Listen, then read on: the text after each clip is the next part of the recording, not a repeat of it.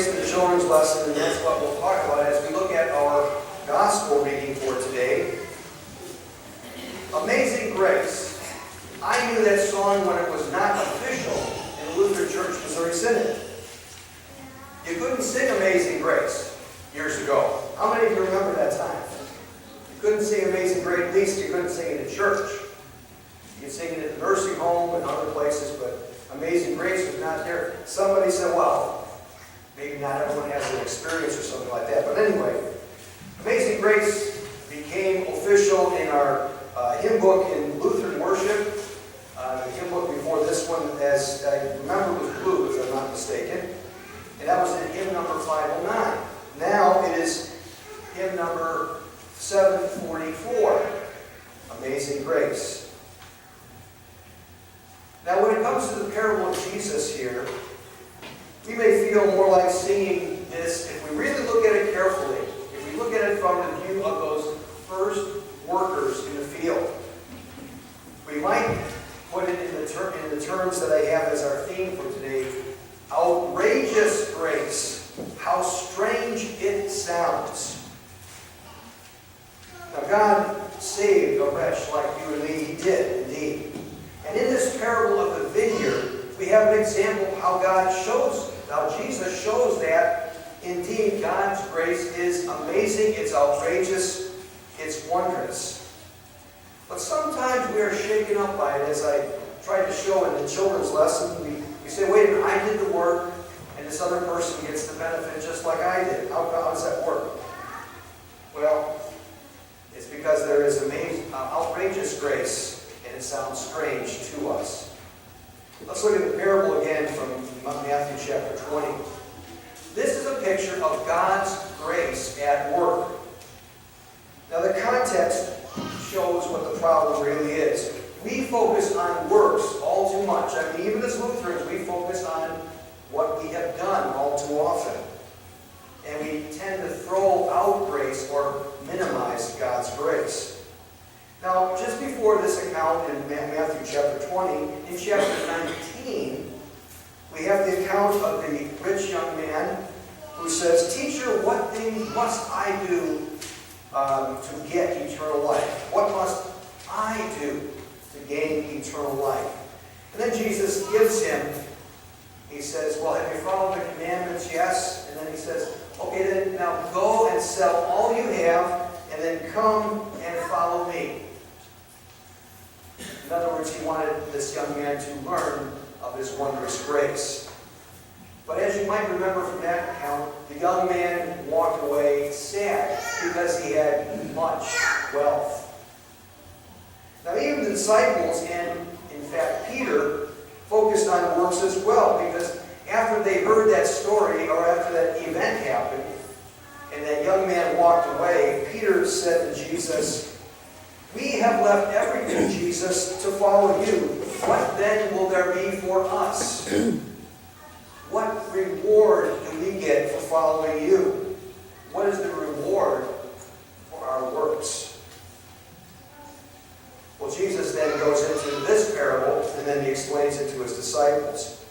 But it's rather interesting that this is taught to Jesus' disciples. We're not talking about just someone who's just listening maybe for the first time, really doesn't know what God's rich and wondrous grace is.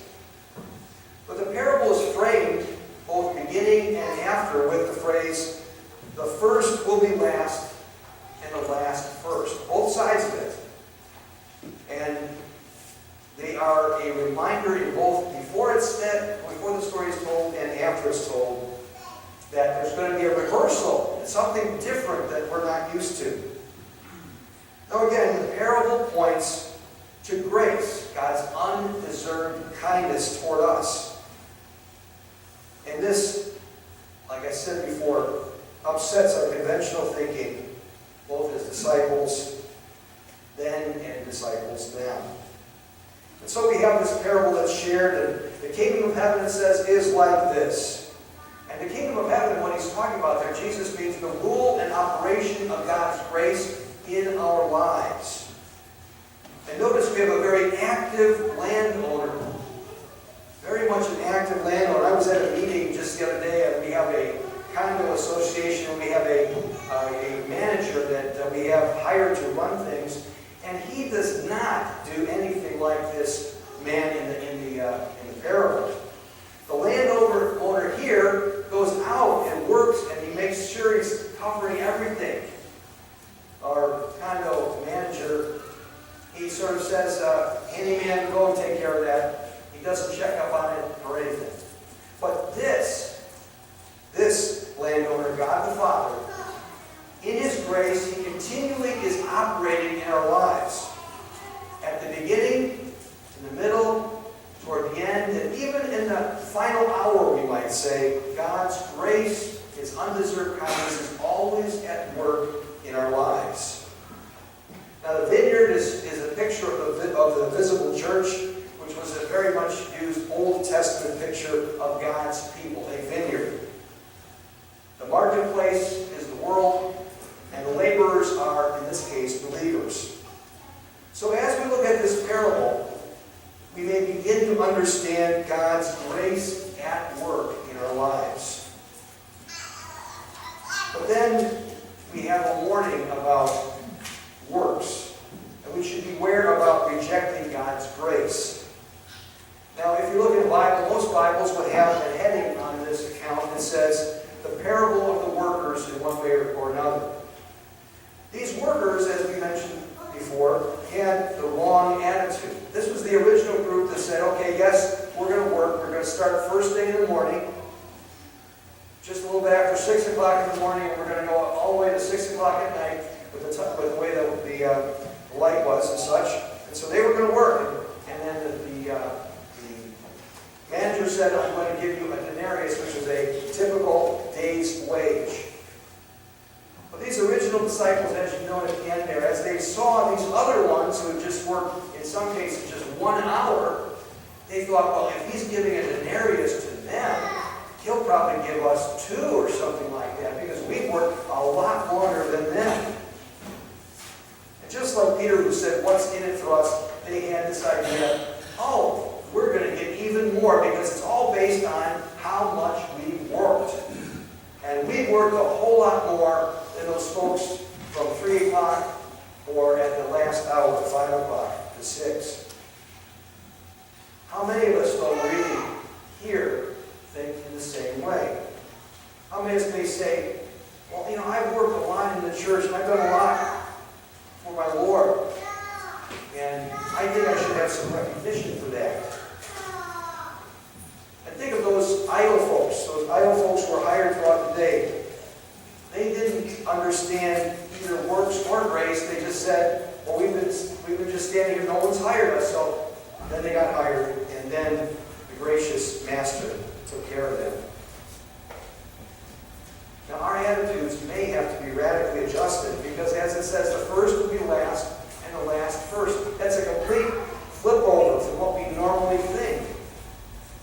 And what we're really warned about is the danger of envy. Envy. And these are folks who mix grace and works. They say, well, God, the Master has been gracious to us, and now, oh, He's going to give us even more because He gave those other folks who worked only 1 hour the same as we were told we would receive. And now, kids, here's the story. Here's the story. This is the example of envy at work. Once there was a king who had 2 sons. The older boy was very much the favored one, and the younger son was always mad because his brother always got more than he did. And one time the king said to his younger son, I'm going to do something wonderful for you. I'm going to grant you any wish you want. Do you want your weight in gold? Or do you want a group of fine Arabian horses? Or do you want a large harem? Take your pick. And then the younger son said, gee, Pop, that's fantastic. Give me a day to think it over. Of course, said the king, who then added, but of course, since your brother is older, whatever I give you, I'm going to give him twice as much. Well, the younger son again was not too happy. He was saying to himself, here it goes again. My brother gets twice as much as I do. And so he said, let me sleep on it. And his father said, go ahead. And so the next day, the son came cheerfully to his father and said, Dad, I've made my decision. I want my right eye poked out. Think about that. Here's a little music here. This story, interesting, was told by Lee Iacocca of Ford and Chrysler fame in his book, Talking Straight. But that shows, in an amusing way, how we sometimes enviously look at other people. And we need to watch out very carefully as we find ourselves saying, when things, we look around at things and say, God, you're not being fair. Well, God not being fair is what we call God's outrageous grace. His undeserved kindness to each one of us. And so there's reason for rejoicing as we hear this parable, because we're talking about God's rich grace. The landowner is gracious, so gracious and generous. His grace includes justice. He made a contract with that first group of people, and he kept it. He didn't deny those first folks what he said he would they agreed on. And then he himself, as we see a sign of grace again, he went out again and again to bring in the idle workers, bypassing their empty excuse, well, no one has hired us. And notice he gives to everyone that denarius, that full day's wage. Well, what does that mean for us today? Well, God the Father is outrageously gracious to us sinners in his Son Jesus. He basically gives us a contract of salvation, and he accomplished it for us. He said, I love you so much, I'm going to send my Son who's going to live for you, suffer on the cross, and die for you as the sacrifice for your sins, and then he's going to come again to life to give you new life as well. That's the contract, so to speak, that God gives us. And then he himself, in Jesus Christ, entered into the marketplace, our world, to hire, to save all that he could. And then third, God through faith in Christ gives us a full day's wage, our salvation, our forgiveness, our life connected with him. And so we see how grace is at work in the Scriptures. As St. Paul, for instance, says in Romans 8, he who did not spare his own Son, but gave him up for us all, how will he not also along with him graciously give us all things? Notice, God gives his Son first of all, and then he will graciously give us all things. God took care of the most important need we had, forgiveness of our sins and salvation. And then he will graciously give us all things after that. And then as St. Paul says in the more familiar passage from Ephesians chapter 2, verse 8, for it is by grace you have been saved through faith. And this not from yourselves, it is the gift of God, not by works, so that no one can boast. For we are God's workmanship, created in Christ Jesus to do good works, which God prepared in advance for us to do. And so we see, dear friends, yes, God is not fair, but that is his outrageous grace. I'd like us then to consider an alternative first verse of amazing grace in this way. Outrageous grace.